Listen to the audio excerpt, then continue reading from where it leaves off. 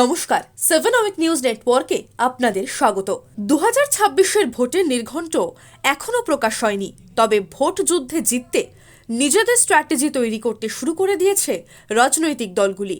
একদিকে যেমন রাজ্যের উন্নয়নের খতিয়ান প্রকাশ করেছে শাসক দল, তেমনি এবার এলাকার বেনিয়মের খতিয়ান পেশ করল বিরোধী দল। এদিন সাংবাদিক সম্মেলনের মাধ্যমে কামারহাটির চার্জশিট প্রকাশ করলেন বিজেপি নেতা সজল ঘোষ, আর সেখানেই কামারহাটি বিধানসভার বিধায়ক মদন মিত্রকে চাঁচা ছোলা ভাষায় আক্রমণ করলেন তিনি। সেই সঙ্গে জয়ন্ত সিং এর প্রসঙ্গ তুলে তিনি দাবি করেন কামারহাটি পৌরসভার 7 নম্বর ওয়ার্ডে মোট 87টি অবৈধ নির্মাণ রয়েছে। ঠিক কি বলেছেন তিনি, শুনুন। আমি এই মুহূর্তে যে বিধানসভাটায় রয়েছি সেই বিধানসভাটা আপনারা সবাই জানেন। কামারহাটি বিধানসভা বিধায়ক অত্যন্ত নমস্য মানুষ, মত অন বলেই মানুষের কাছে পরিচিত।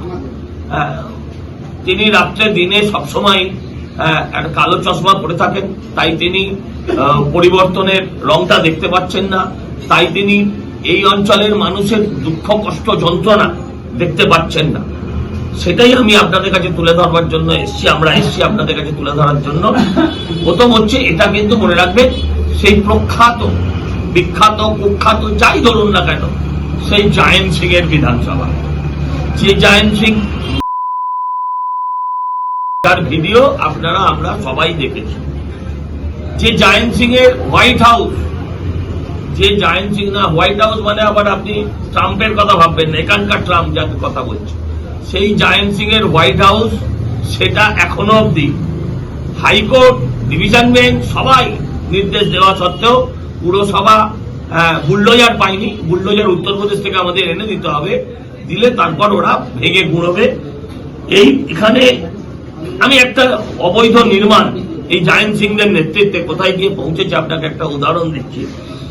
একটা 7 নম্বর ওয়ার্ড, এখানকার ওয়ার্ড মানে 2000, 5000 থেকে 7000, 8000 অব্দি ভোটার থাকে। আমি জানি না 7 নম্বর ওয়ার্ডে ভোটার কত, কিন্তু আমি জানি ওখানে 87টি অবৈধ নির্মাণ আছে। পুরসভাটার নামে জয়ন্ত সিং এর মতন বাড়ি, প্রাসাদ বাড়ি বলা ভুল, এখানে আরো 87টি অবৈধভাবে তৃণমূলের ঠিকাদাররা, তৃণমূলের কন্ট্রাক্টররা, তৃণমূল তোলাবাজরা এইটা এখানে করেছে। এখানেই শেষ নয়, সংশ্লিষ্ট এলাকার নিকাশি ব্যবস্থা নিয়েও সরব সজল ঘোষ। এখানকার কামারহাটি পুরসভা যত কন্ট্রাকচুয়াল, ডেলি ওয়েজেস বা সরকারিভাবে যত নিয়োগ হয়েছে, সমস্ত নিয়োগ বেআইনি হয়েছে এবং 40% তৃণমূল কর্মীদের হয়েছে, নয়তো তাদের থেকেও টাকা নিয়ে হয়েছে, তৃণমূল কর্মীদের থেকেও টাকা নিয়ে হয়েছে। এবং এ বিষয়ে সিবিআই, ইডি সহ বিভিন্ন সংস্থা ইতিমধ্যে তদন্ত করছে এবং তারা নোটিশের মধ্যেও আছে। এখানে যথারীতি এটা অন্য বিধানসভার এই বিধানসভায় কোনো তফাৎ নেই।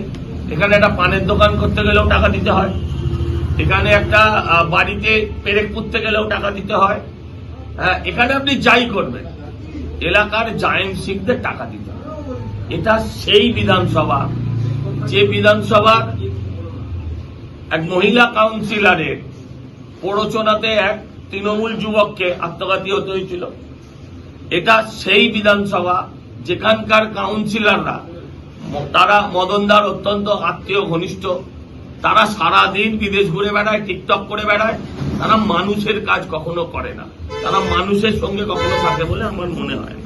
এদিনের সাংবাদিক সম্মেলনে সজল ঘোষের পাশাপাশি উপস্থিত ছিলেন বিজেপির দমদম ব্যারাকপুর সাংগঠনিক জেলা সভাপতি চণ্ডীচরণ রায় সহ অন্যান্য নেতৃত্ব। আর সেখানে কামারহাটি পৌরসভার বিরুদ্ধে একগুচ্ছ অভিযোগের তালিকা প্রকাশ করার সময় উঠে আসে এলাকার সরকারি স্কুলগুলির বর্তমান পরিস্থিতির কথাও। কি বললেন বিজেপি নেতা সে প্রসঙ্গে, আসুন শোনা যাক। এই বাগজোলা খাল, সেই খাল আপনারা চলুন, গেলেই বুঝবেন যে আমরা কি খাল কেটে কুমিরটানা নিয়ে এসেছি। আমরা এই কামারহাটি অঞ্চলের মানুষ কোন খাল কেটে কুমির এনেছি সেটা আপনি পাশের খালে গেলেই বুঝতে পারবেন, কারণ পুরো খালটাকে বুঝিয়ে দেওয়া হয়েছে ইতিমধ্যে। নিকাশি ব্যবস্থা ইতিমধ্যেই তার নিকাশ হয়ে গিয়েছে। হ্যাঁ, এখানকার নিকাশি ব্যবস্থা এই বিটি রোড থেকে বেলঘরিয়া কামারহাটি এলাকা, সমস্ত এলাকা, আপনি যদি দুপশলা বৃষ্টি হয় তাহলে অন্তত বিভিন্ন জায়গায় কামারহাটি এক দুদিন করে কমসে কম জল দাঁড়িয়েই থাকে।